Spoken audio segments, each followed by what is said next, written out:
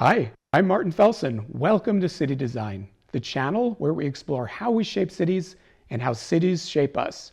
Today's question is, how do cities improve our health and well-being? Cities physically connect us. A first principle of city design is simple. We are not meant to be alone. We do much better when we share purpose in shared places. But today, our civic ties have thinned.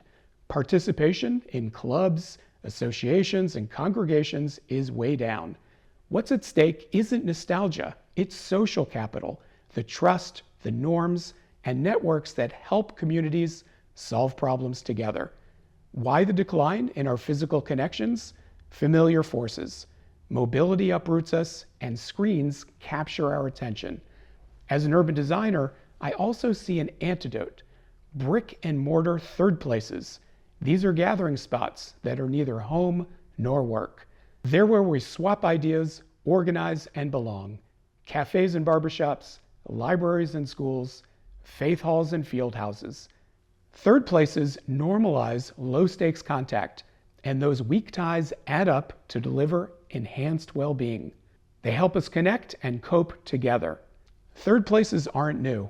In the 1830s, Alexis de Tocqueville observed that Americans' penchant for starting civic associations was a key factor to our unprecedented ability to make democracy work. He wrote that we're forever forming 1,000 different kinds of associations, every kind, large and small. What happens inside third places?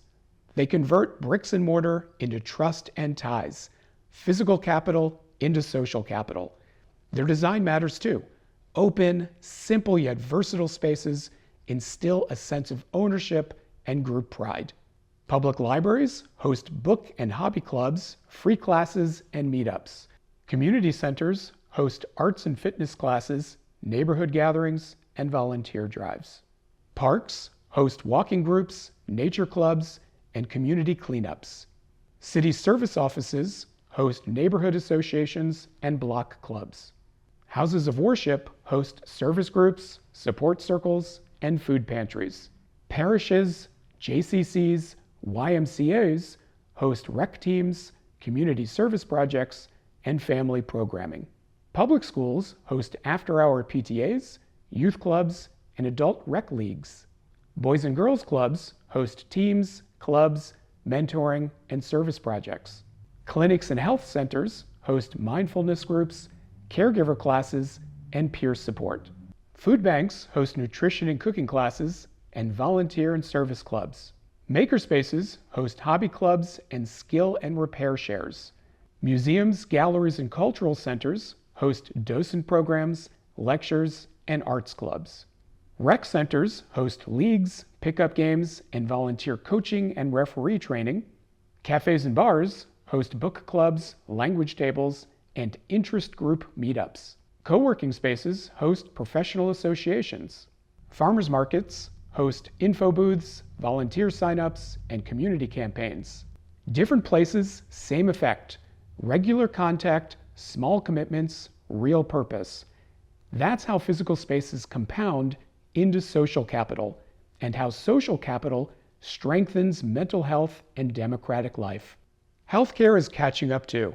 Doctors and clinicians now use social prescribing, which are patient referrals to groups, classes, and caregiver circles, because joining a third place group measurably improves our health.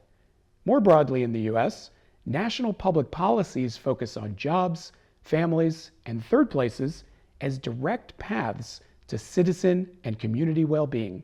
Our industrial policy targets business sectors with incentives and penalties to raise job quantity and quality, stabilizes families with home ownership and good jobs, channels family members into community organizations to spur civic participation, which finally deepens civic trust and well-being through participation in third places.